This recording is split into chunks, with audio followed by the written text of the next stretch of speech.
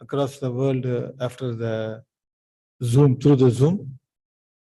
So with this small introduction, I invite Muthu sir to start the meditation. Be blessed by the divine.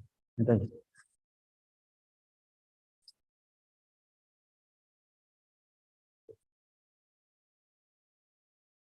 May the whole world enjoy prosperity, happiness, and peace. May the whole world enjoy prosperity, happiness, and peace. Be blessed by the divine. Good evening to every one of you. How are you? I think before I went for vacation, I came here, I think. Yeah, nice to see you. We will, anyway, I think you will be focusing the board as well. Huh?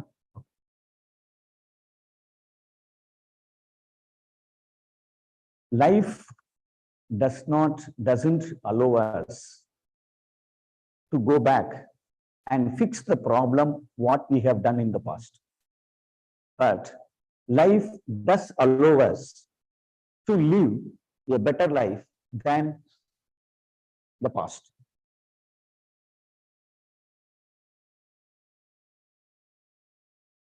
Though that option is there with us, we can make our life better than yesterday, but still, starting from a common, simple driver to the chief executive officer of a big corporate organization, goes through painful situations day and night.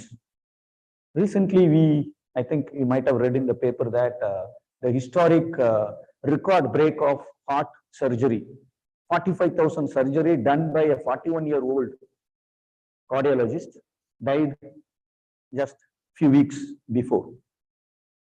Why is that happening? Why we are not able to make our life better than yesterday? Or continuously, why we are not able to progress our life better and better and better? Where is the problem? Where is the challenge? What is that we are doing wrong? On the other hand, we are taught in the schools that God is there everywhere. And God is there within us also. So the worst part is, if divinity is within us, then why are we suffering? It should not be the case. If divinity is somewhere else, okay, I have to go there and take his blessings, then I can make a life better. But if divinity is part of me, then I should be able to live happily and progress my life better than what was in the past. Unfortunately, no. But not only by our Maharishi, maybe before the humanity is evolved to the fullest level today, 5,000 years back, one of the oldest scripture answered this particular question in a very detailed manner. That name is called Mundaka Upanishad. It's one of the Vedas scripture, Mundaka Upanishad, and it clearly answers this question. And the topic is copied from that particular Upanishad, chapter 3. In fact, I have to thank Tirunelveli, my hometown, where one center is started 2 years before at my home, which has been running. And on the day I left my hometown to Qatar, I gave a lecture for 4-5 hours in the morning. And they gifted me with a book. Actually, it's a packet of books. And I didn't have time on the same day I left, so I just brought it here. And then I opened it next day. Then it was a big surprise to me to see the book, because 6 months before, I had a thought that I have to buy some books which is for Upanishad. And there are many Upanishads. And I have seen some books with 400, 500 pages of those verses and translations and things like that. Definitely, I don't have time to go through all that. I wanted to check with somebody who knows or who studied those scriptures to find out who is the best author, who has given the essence of those Upanishads. That's it. That's what I thought of buying those books. Then I thought, no, now for time being, I don't have time to read all those. Keep that postponed for some other time. So I dropped that thought almost like 6 months before. And when I went for vacation, I never bothered about to, check with someone to buy the books. But surprisingly, 7 books I have got. and each book is less than 50 pages and only essence is there. So thanks to the Almighty and the Guru, somehow things are, this is, I just thanked the teacher, thanked the professor who had some idea to buy these books as a gift for me. Then she said, we have been teaching, when you do these mirror gazing practices, one of the benefit of mirror gazing is Jakavasya. Correct? One of the advantage of doing mirror gazing practice is Jakavasya. Jakavasya. Right? Jakavasya means what you need it, somehow universe will bring to you. You don't need to take any extra effort. So she said to me, we have been teaching theoretically, but I have seen through you now. This is the meaning of that. So anyway, I was happy for those books. So I started reading. Just opened the top book. That was Mundaka Upanishad. I just opened up every day morning. I have 15 minutes while taking water, 3 glasses of water, 1.5 liters of water. So third chapter, I don't know why I opened the third chapter. And third chapter, this is the title of the third chapter, Truth and Shadow. So that is what I thought, let me take that topic as today's discussion. So this particular Upanishad written 5,000 years ago clearly answers this question. Even though divinity is part of us, why we suffer, why we go through painful situation. So what I would like to discuss for the next 30 or 40 minutes is why this topic. Already I answered one, but why this topic? What is truth? What is shadow? And where is the problem? How to address the problem? What are the conditions to achieve the problem? And what is the solution to the problem? And what Maharishi taught us? And how Maharishi made it so simple, not only to understand, even to practice it and apply it in our day-to-day life. So all these 7 questions, we will discuss it for the next 30-40 minutes. Now, why this topic? First of all, even though divinity is part of us, we go through painful situations, suffering, pain, pleasure, and all that. What is the reason for it? That we need to understand. So that's the first objective of that. The second objective, do you know what is the national motto of India? There is a motto of India, national motto of India, our country. In fact, this question, not only this question, similar to these 3 questions were asked by a Qatari who is working in Qatar Gas, head of one of the department when I had an opportunity to have coffee outside. He asked me these 3 questions. Out of 3, 2 questions I didn't know. And one of that question is this. This happened some 7-8 years before. Okay. The national motto of India is Satyameve Jayate. Truth alone triumphs, means truth alone succeeds, truth alone wins. This is the national motto of India. Now, where from it is taken? It is taken from the 3rd chapter of Mundaka Upanishad, where this topic is also there. Okay, so this has a lot of good stuff. Unfortunately, we never taught, and nobody has taught us. And even if we had a chance to learn it, whether we might be able to implement it in our life, to me, 90% no chance at all. Fortunately, we have got Maharishi, how he simplified it, how he wishes to achieve that also. So you will be understanding how lucky, how blessed we are to have our Guru. Okay. And that is also one of the objective of this topic, to see how our ancestors, they made it, and how we are lucky to have such simple steps to follow it in our life. Okay, so that's about why this topic. The second one is, what is truth? What is shadow? The other 2. He asked me a question. He took me a statement, and okay, this is the question. Who wrote national anthem? I told Rabindranath Tagore. Then he told me the book name. Did you read it? Unfortunately, it is written by Rabindranath Tagore. That Qatari gentleman read A to Z of that book. Not only that book, several other books of Indian author. And anyway, I haven't read that book. The third one is something related to yoga. Anyway, related to karma. Fine. Only that question I answered. Rabindranath Tagore, the name I answered, but that book, I think I forgot the name of that book now. I said, yes, I don't know. I didn't read at all. Come on, you are an Indian, you have not read this. And you don't know the national motto of India. Okay, so, sometimes we know a lot, but not to the key things which we are supposed to know it when we come out of at least India. Anyway, it's okay. Now let's see what is truth, what is shadow, basically to understand it. First, the Mundaka Upanishad answers to that basic question. Why, when divinity is part of us, why we suffer? Simple answer they give in the first stanza of chapter 3 is, answer is, because we believe the shadow as truth. That is the fundamental mistake people are doing it. That is why they suffer. We see the shadow and we believe that it is not shadow, it is the truth. Then we live accordingly. So we do lot of, we create a lot of painful situation and people go through pain, suffering and all that.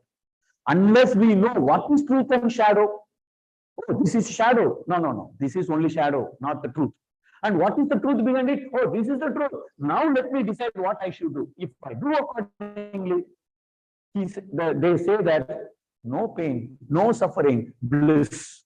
That is what they say that. Okay, so let's understand what is truth and what is shadow.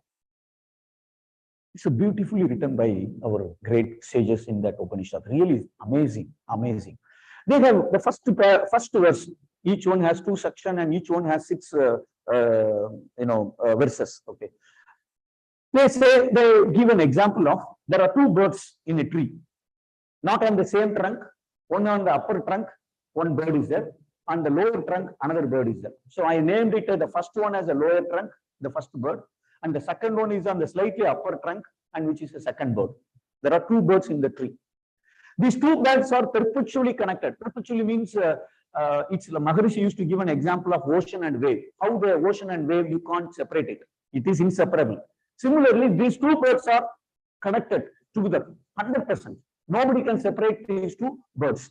Though they are sitting, one is sitting here, one is sitting on the upper, but both are interconnected, which nobody can separate it. There are 2 birds sitting. The lower bird, the red one, it enjoys the fruit which is there in the tree. And it goes to the nearest tree and take the fruit there, and it enjoys that fruit also. And some fruit, after started eating, it finds that, oh, this fruit is not good, not tasty. I thought by the look it is good, but when I started tasting it, it is not at all suitable for me. I can't touch it. Then it drops the fruit. So this bird is going through pain, pleasure situation because it's enjoying the things around it. Bird number 1. The second bird, kingly look, kingly appearance. It's like a emir. This bird is sitting. This bird is, oh, this fruit is not good. I am hungry. There is no fruit here. I have to get a fruit. All those situations are here running in the mind of this bird. Whereas this bird is a kingly appearance, bindas, doesn't bother. It's not connected to anything. Of course, it is. Both are interconnected, but it is not concerned. It is not concerned on anything. Not at all concerned, but just observing what this bird is doing. Oh, it is eating, it is suffering, it is going there. Oh, it is going there to take another fruit.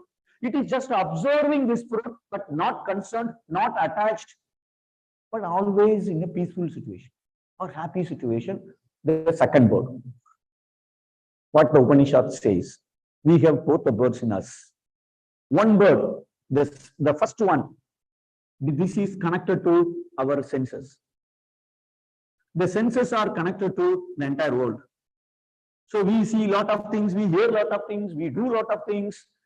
So whatever actions we do from morning to night, even in the night also, whatever we do, connected through the sense, and the senses are connected to this particular bird, maybe through mind, and there is a consciousness.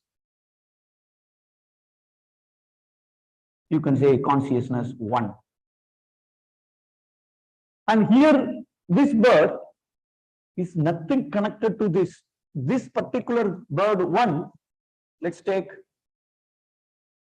conscious 1, conscious 2. Bird 1, bird 2.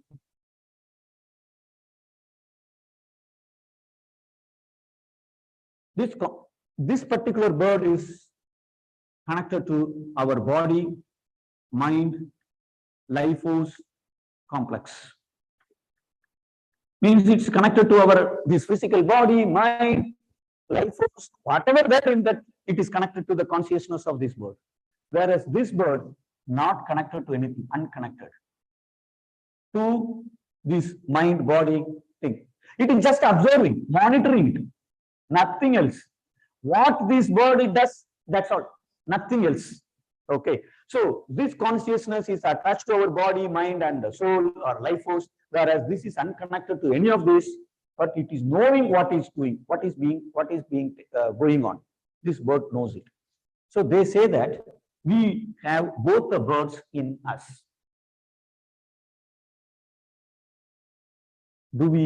Have we experienced that? Something similar to this explanation. We have two birds in us, two consciousness in us. One is connected to this, one is not connected. Just observing. Did we experience anything like that? When? Here, whatever we are experiencing here, pain and pleasure. This doesn't have no pain, no pleasure, nothing. It is unconnected to this body, mind, and all that.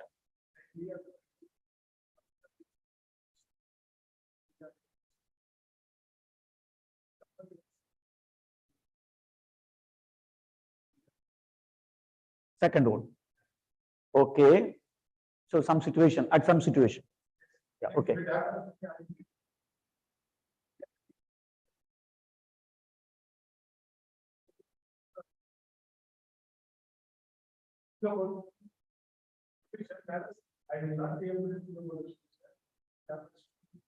Okay. Good. The moment you think about a solution, you are connected here only. Entire world. This is connected to the world. Okay. This is senses. The moment senses are active, you are connected to the world. Okay. Yesterday night, one lady outside in a bus stand or in a market, one lady came to me. She hugged me like anything, as if she kissed me. Not only here, neck, as if how I kiss my grandson, like that, she kissed me. And not only she stopped kissing me, she does all this like how we do it for a small boy. She was just touching and feeling that and enjoying that. And not only that, she started feeding me as well, whatever she had some food, and she was feeding to my mouth, not even on the hand. When she was feeding it, I woke up from my dream. That was a dream, not the fact.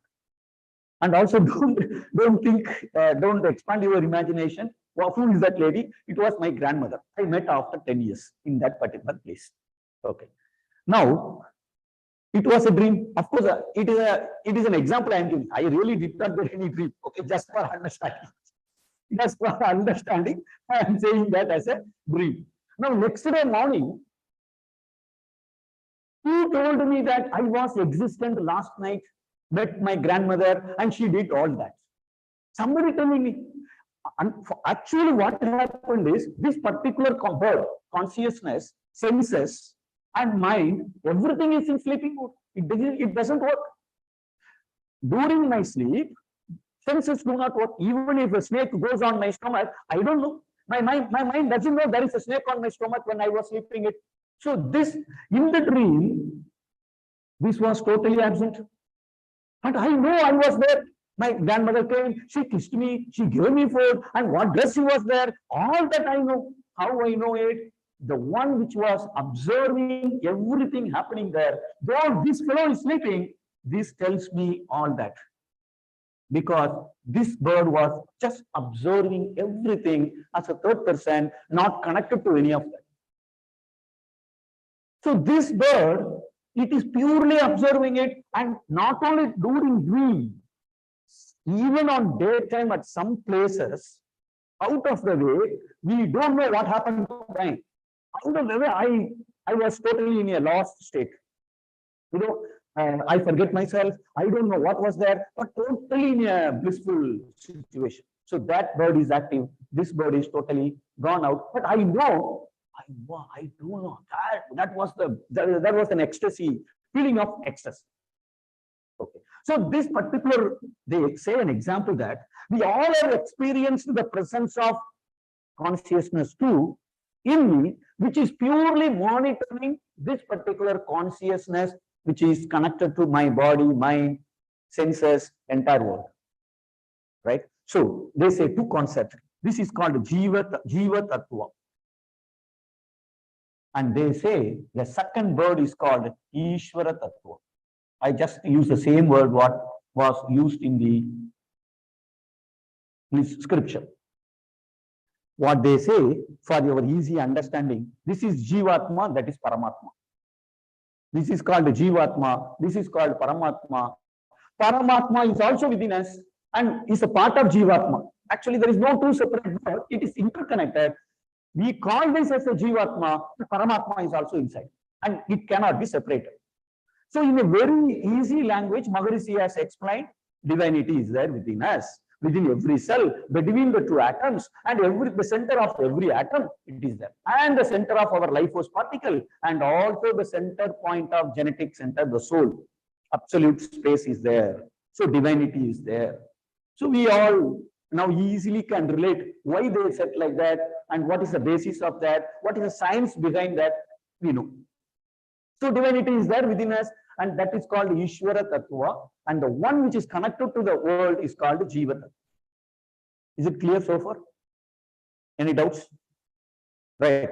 So now we know there are two consciousness. Maharishi says this is limited consciousness. He says it is total consciousness. That is a consciousness of divinity. The name Maharishi has given as limited consciousness, total consciousness. Fraction, totality. This is a small fraction of the divinity, total consciousness or cosmic consciousness or divine consciousness. And we are a limited part, we are in a small soul. But it is part of the main soul. Right? So we say that limited consciousness and total consciousness, they say Jiva Tattva and Ishvara Tattva. Clear? Okay. Now what is the problem?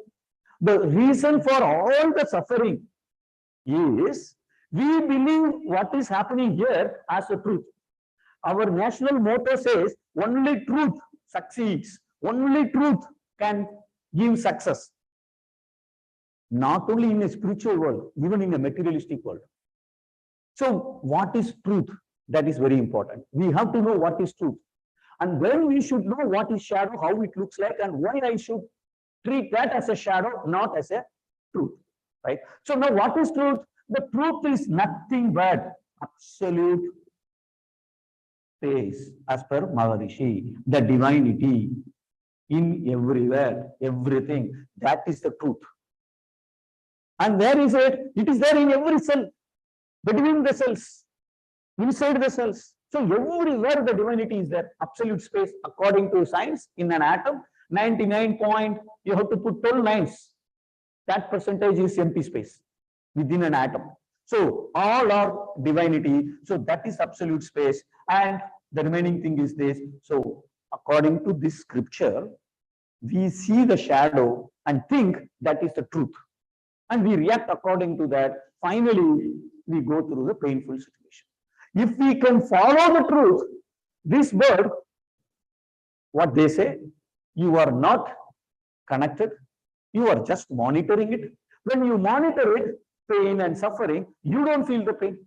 You enjoy all the time. You are not connected to anything what is happening outside. And we can be in this situation. That is what the scripture says as a solution to the problem.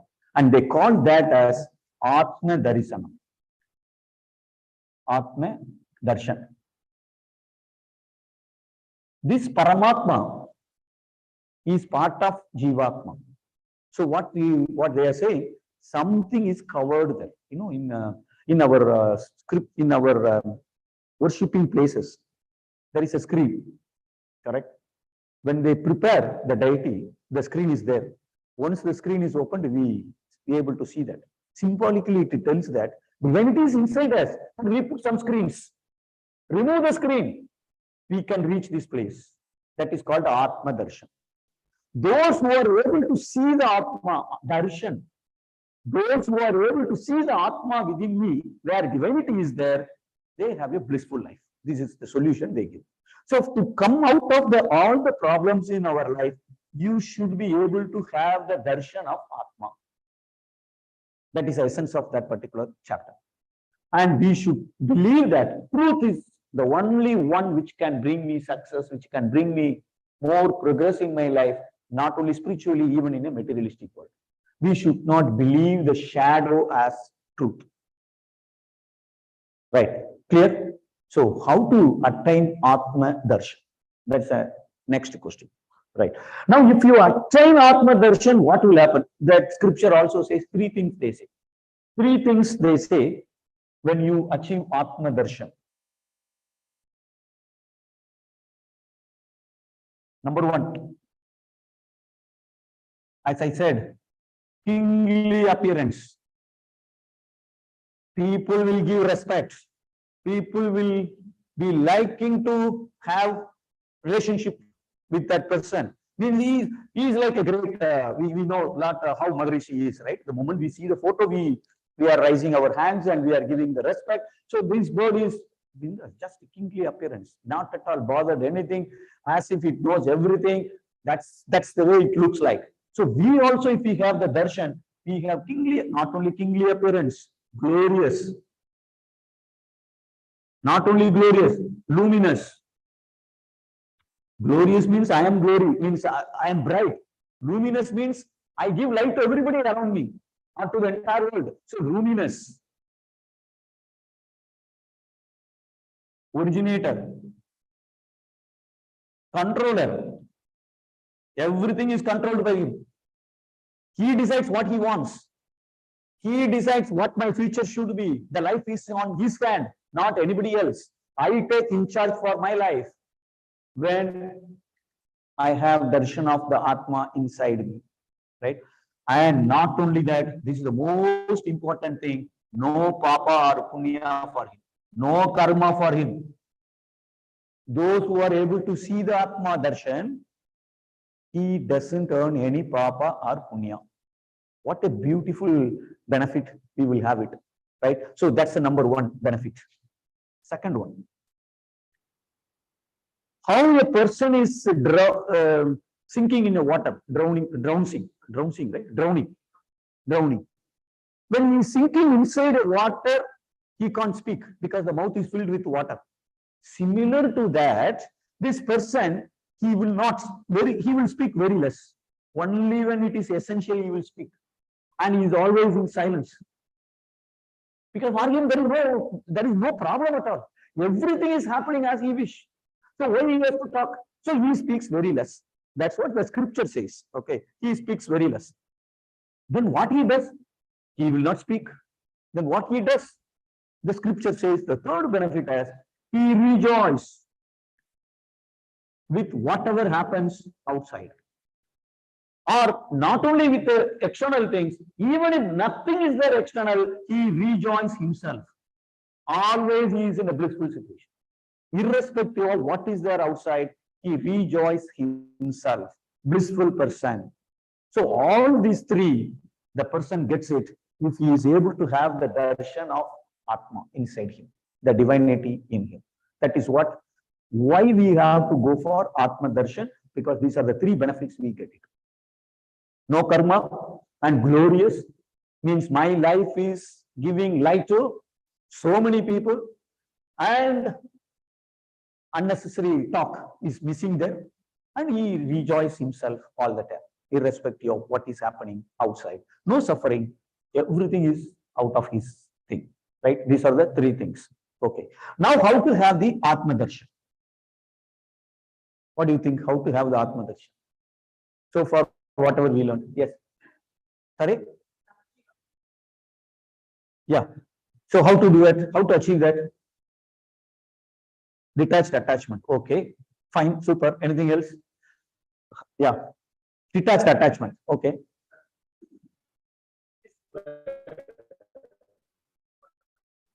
Yeah.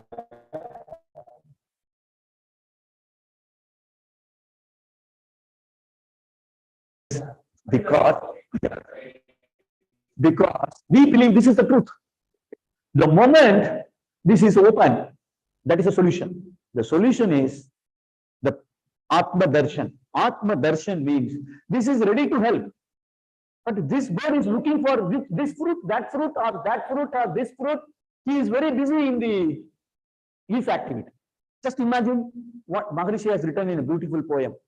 Today's people's mentality. This is the title of the poem. People are very busy from morning to night as if they are in a treadmill, looking to address the daily challenges, or they look after money, or they look after their wealth generation. Means day-to-day problems, number one. Number two, or they go after money, power, sensual pleasure, those things, right? They have attachment to something, and they are busy from morning to night. Listen what this guy is telling. In fact, this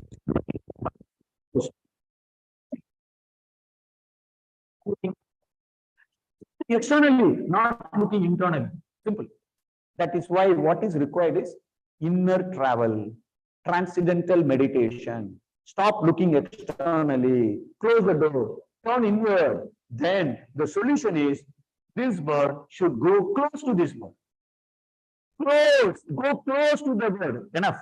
You get the darshan of this bird and you get all these benefits. Correct. Don't believe these things happening here, which is only a shadow. How exactly that? Last, we will see day-to-day application, how we have to differentiate between shadow and truth. We will see some examples. Right. It's clear? Okay. So now we know so far, sir, time in 48, 40.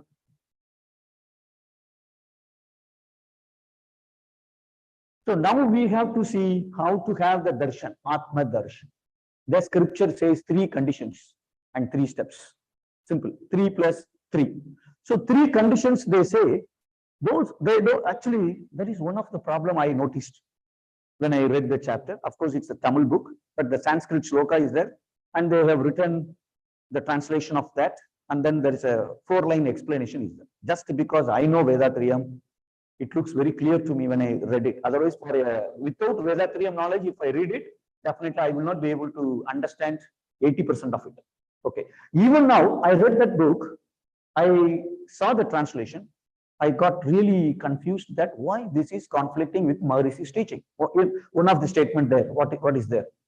I was not at all happy, and then I thought, I have given the topic, should I stop it or not? I cannot see any difference or conflict between what our sages said 1000 years before and now what Maharishi says. I haven't seen anything. Everywhere it is matching. But this particular thing, I found that something is conflicting, right? Then I thought, okay, maybe the translator is wrong. Unfortunately, they didn't write the name of the translator. It is published by Ramakrishna Math. I'm sure it must be correct. Ramakrishna Math is one of the great author, team, Vivekananda and them, and they have given a lot of books about all these scriptures, Upanishads and all that. It cannot go wrong.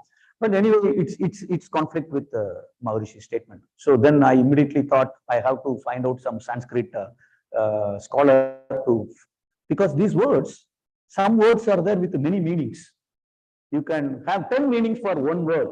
According to the translator, what meaning he understands, he will use that. But we can't limit ourselves, the whole understanding with that word. That could be another word totally in opposite to that word as well, right? So I sent that particular words to one of my friend in Chennai. What are the meaning of this particular word, right? So I got something. And then I checked in the Google also, another translator who has translated this verse. Unfortunately, what is written in the book, the same thing he also told. Okay, anyway, I did some last minute exercises to come to a conclusion. And the final conclusion is there are conflicts within the scripture itself. And the great scholars accept that. But it is said in that context. We have to see what chapter it is and what subject it is. So there you will see some conflict now. No worries. Okay. So now what I said, where I left, how to attain Atma Darshan. 3 conditions. Condition number 1. When I read it, I thought for a minute, my God, what is this? Things like that. Number 1. You can't attain Atma Darshan through your eyes, through your speech, not even worshipping your God, not even by any wealth or anything, materialistic world. You can't attain Atma Darshan not by through your eyes, not by your speech. Nobody can explain anything. Nobody can see the Atma Darshan. And even if you worship any God, it says very clearly, the same sages have written one Veda mainly for bhakti. But what a bold statement it says that nothing, doesn't matter. You can worship a God, you can reach the God, but you can't go beyond. Something is there beyond what you worship that you can never go without the solution what they have given. Such a bold statement they have given. So not through eyes, simply not through your senses. Maharishi has very clearly said the sensual consciousness, sensual pleasure, sensual consciousness. Unless you have control of that, you can't go to the divine consciousness. These two, we have to have clear-cut control, right? So we have, I think I have given an example. If I am on the first floor and tenant is my lower house and there is one pump and water is going to the top, unless the bottom house, they close the wall, the water will not come there. The lower one is the sensual pleasures or how I use my senses. Unless I close it, I can't go to the top one. So that's what they say here. So not through senses, you have to go beyond senses. That's what it says. You have to go beyond senses to reach, to have Atma Darshan. That's the first point. Second point. You can't reach. All this cannot attain Atma Darshan through eyes, cannot attain Atma Darshan through any tapas. Another bold statement. Tapas means meditation or any practices you do it. Nothing is going to take you to Atma Darshan. So whatever practices tapas means, it's like a penance. Like 10 years I tried to get a child, then he got a child. Right? Or whatever meditation with a purpose you are doing it, that practices can never take you to Atma Darshan. Second condition. Third one. Not even through any of your action. My God. Not even through any of your actions. Your karma also cannot help you to reach Atma Darshan, to attain Atma Darshan. So these are the 3 conditions they say. Remember these 3 conditions when you apply the solution, what we are going to tell you. That's what the scripture says. So they give a pre-warning saying that, remember these 3, now you follow the advice. Then what do you think how we can attain Atma Darshan after listening these 3? Before I go to that, I stopped, closed the book. I thought to myself, what could be the answer with these 3? Can you guess? Yes. Twofold moral principles. Okay. Then introspection. No. Okay. Sometimes. Duty consciousness. Okay. Anything else? Think. I got the answer before I opened that chapter, before I went to that one. Sometimes when, in our, when I was in schools, even for our own mother tongue, Tamil, there is a Konar notes, there is a guide. Tamil book is our mother tongue. For that textbook, there is a guide. right? So we don't read the book. We read the guide because it is written as a question and answer. So I go there, one of the question will be in the paper. You write it, you get 80, 90 marks. We come out of it because textbook, if you study it, how the questions can come, I don't know. Here actually thought about it, so I go through the guide. When we have a proper guide like this, sometimes really it is not good for us because they stop us thinking, they stop us exploring, they stop our creativity. All that is stopped. And Maharishi has given us everything like a super guide.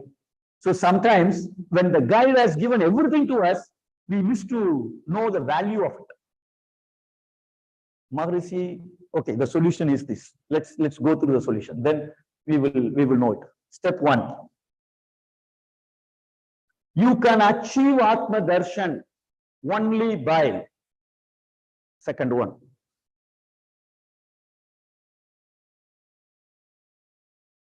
Sukshma Buddhi, temple of consciousness. Only through consciousness we have to have the darshan of Atma. Nothing else can help according to this. Pure Jnana Yoga. This is what the first point it says. Pure consciousness only, we have to use that consciousness, or we have to enlighten our consciousness. With that consciousness only, you have to have the darshan of Paramatma, the divinity within us. Otherwise, not possible with all this. Sukshma Buddhi. This is the exact Sanskrit word. Correct. Yes. So let's try to understand what exactly the Sukshma Buddhi. They say Sthula Buddhi is another opposite one. Sthula Buddhi. Sthula Buddhi means, according to Maharishi, it is connected to, what are those? 4 parameters. Volume, distance, force, time. Anything physically there, according to these 4 dimensions, you have to have, including an atom or laddu or sun or moon or a person. Everything is coming under these 4 dimensions. That buddhi is called Sthula Buddhi. That is the opposite of Sukshma Buddhi. So what my senses can feel, what science can tell, everything is an appearance beyond perceived things. You have to go beyond that. That is called Sukshma Buddhi. In Tamil, it is easily, I can say that Nun Arivu. So in English, it is called subtle intellect. Perspicacity. Maharishi has given another word, perspicacity. You have to go beyond the senses to understand what is truth inside. You will not see the truth apparently on the surface level. You have to go beyond that. For that, you need to have this Sukshma Buddhi. That means subtle intellect, mind frequency should be as low as possible. Otherwise, on the surface level, we will not be able to see the truth. We will believe shadow as a truth. Right? So Sukshma Buddhi means you have to know what is truth. Easily you will understand what is truth. And it has the second dimension. It should be very strong, stable. Not that my buddhi says I will start exercise from tomorrow every day. And next day when the alarm rings, okay, day after tomorrow I will do, not today. That is not a strong buddhi. Buddhi plays a double role. I will do it, but I am not doing it. So everywhere the decision is important. And if the buddhi is very strong, then we are able to go after it. We will be able to achieve it. So they say that Sukshma Buddhi is the one we need to have it. They didn't say how to achieve that. Okay, yeah, okay, they say that somewhere. Fine. Second one. The second step. Purified mind. They didn't clearly define what is the relationship between mind and buddhi as well. We know from Maharishi what is the difference between mind and buddhi, right? So the purified mind, this is very important in order to attain Atma Darshan. This will come, they clearly said, unless you have this, you can't have purified mind. If the buddhi is not very clear, if the buddhi is not able to see the real truth, then it will not be a purification. It will not be a purified thoughts or purified feelings. It will be a false feelings. or false thoughts or wrong thoughts. So it will not be correct. It may tell what I like, but what is correct is there. What mind feels is need not be correct, but what I like, yes, the mind says yes. So purified mind. And the third is, with all these two, now if you meditate on, they say that meditate on Brahma. They didn't say how. If you go towards Brahma by meditation practice, you will be able to achieve that. See, here is a difference. You can't achieve through any tapas, any practices, any meditation. Here they say, meditate on Brahma. Because penance, people say that, wow, I struggled 10 years, then I got a child. That is also a penance. It's a severe practice to achieve something. So they classify this tapas somewhere, sattvic, rajasic, tamasic.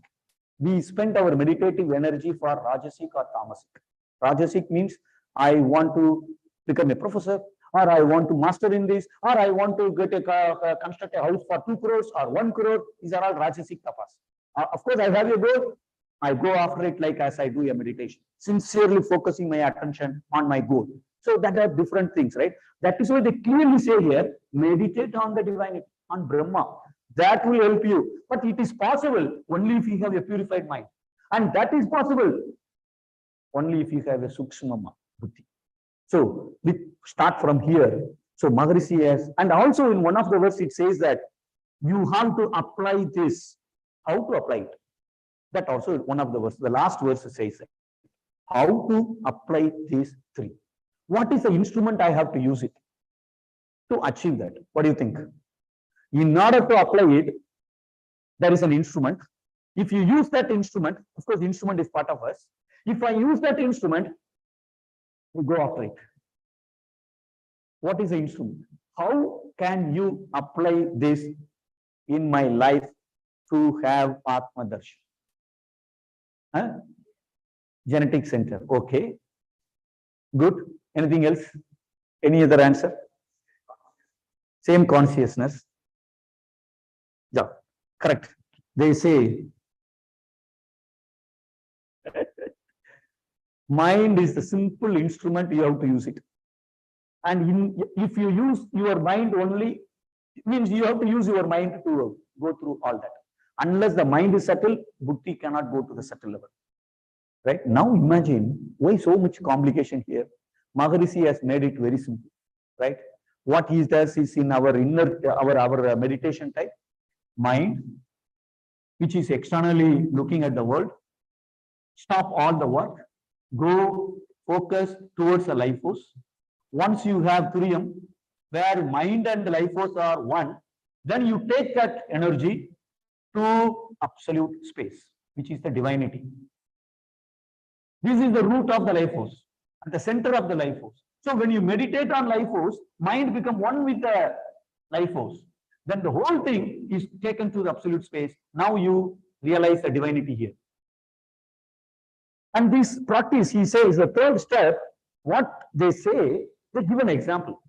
How to meditate on Brahma, one line example is that, not in detail, but one line example is that. How this bird should go there?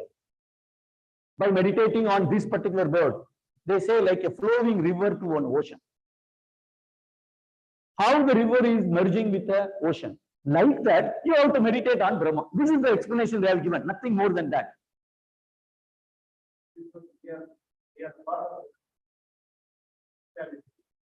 Yeah. We are moving towards the totality state. Whatever like you whatever to the ocean. It will come back. Come back. Cycle completes. Yeah. But here they say flowing river to the ocean. Now I started thinking, why the word flowing? Why can't they say river merged with the ocean? They use the word flowing. Think about it.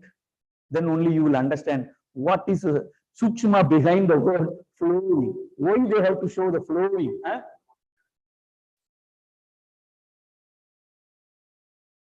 Super. Anything else you think? Flowing. Flowing.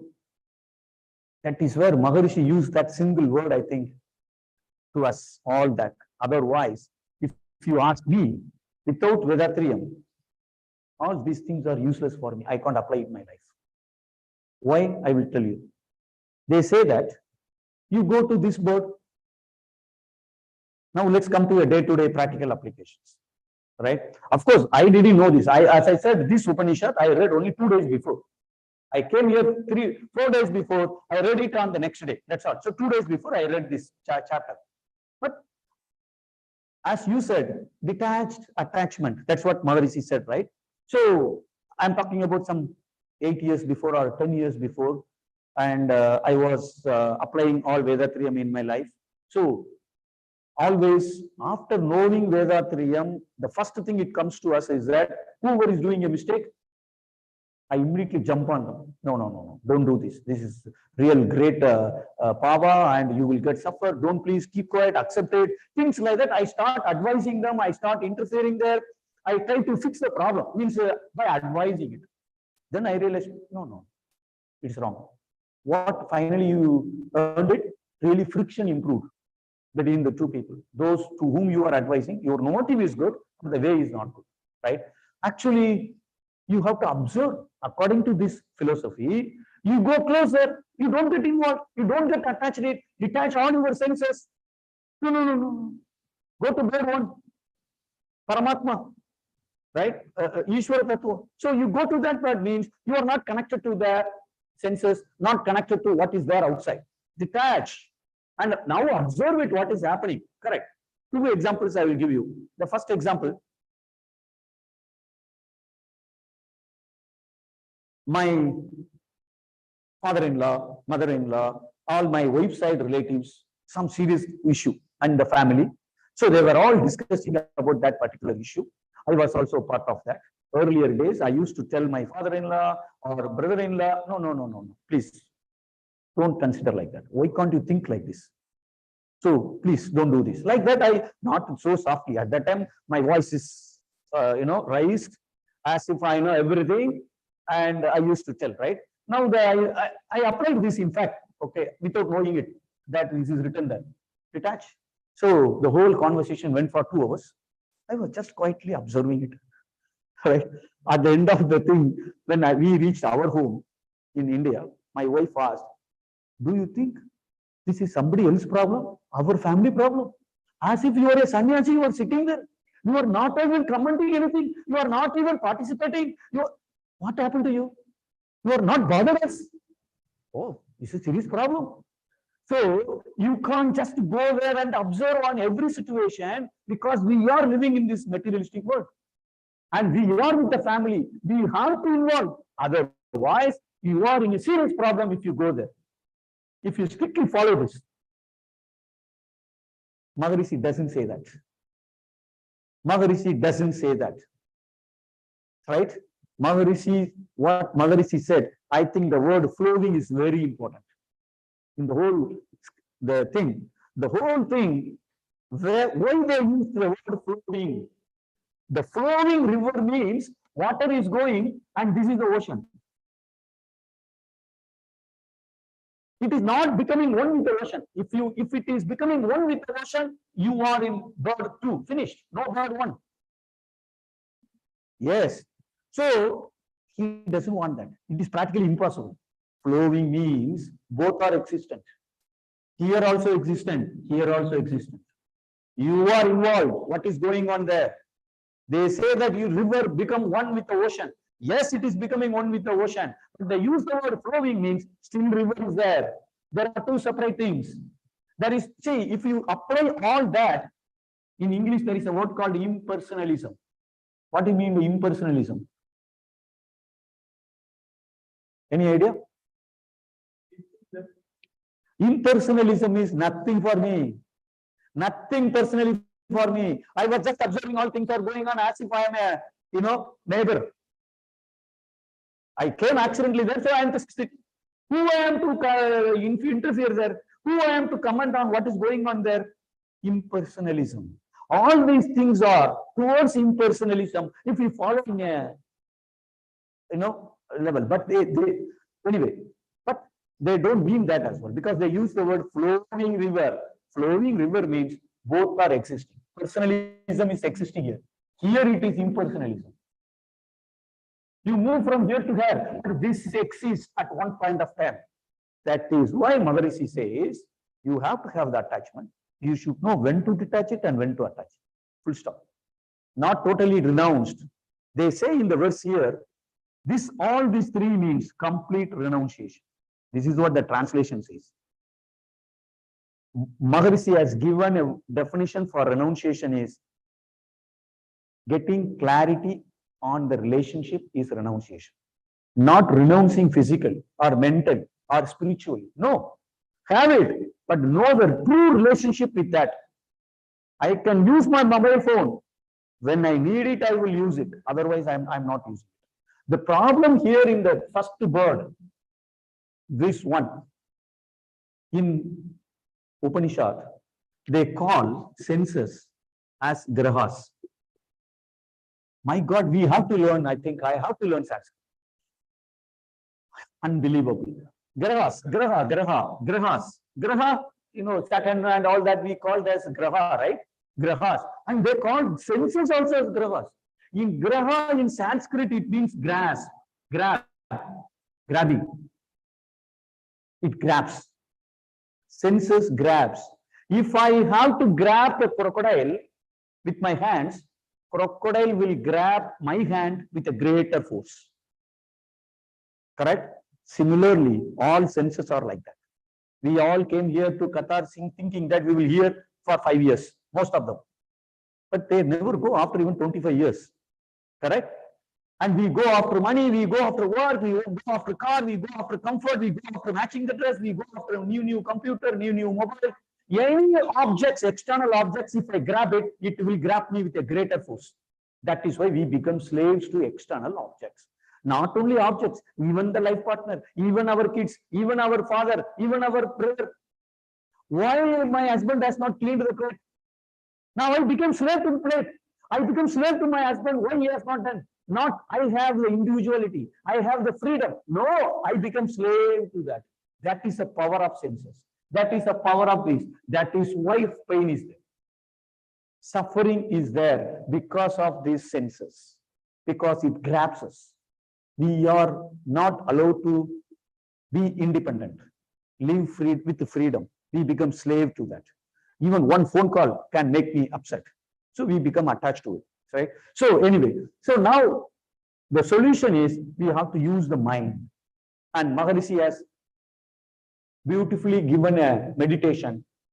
Focus on life force, become one with the life force, and then merge with the absolute space. That is only a meditation practice. But on day-to-day life, how to do it? So he has given 4 steps, right? One is a meditation, second is introspection, third is a sublimation, and the last is a perfection. And how he says it? The limited consciousness to become one with the total consciousness. That is called mukti. In the prayer song, it says that my consciousness, when it becomes one with the total consciousness, that is a place where mukti is attained. So the limited consciousness have to merge with the total consciousness. That is called a perfection. To attain perfection, you have to have eligibility with a good character. For that, you have to do introspection, and sublimation will come. To implement introspection, you need to have a willpower, and mind frequency should be low to see the truth. So meditation is important. And not only that, Maharishi, this scripture, maybe in other Puranas it is there, other Upanishads, I don't know. But as far as this is concerned, they did not say anywhere what is blocking us in doing this. Maharishi has beautifully explained, in order to merge with this bird, 3 things are important. 3 impurities are there: ego, karma, and maya, illusion. Unless you fix that, you can't reach that. You can't reach Atma-darshan. And not only he says, where is the problem? Man minus 3 impurities equal to God. Finished. Work on this. That is why these practices are given. And even if you work on these practices, Maharishi has given, we still fail. Why we fail? 3 things. How? Why we fail? Maharishi has given 3 steps, 3 things for that. How we fail. Correct? No? A to Z, huh? Yes. No. These are the three things you have to fix it. And for that, these are the practices. Even after knowing this, even after doing this, still we fail. We are not able to merge with a total consciousness. We suffer. Why we suffer? 3 mistakes we do. Those 3 mistakes are the reason for failure. Number 1, ignorance. Number 2, negligence. Number 3, emotional. That's it. Now you fix it. What you don't know, I come to know.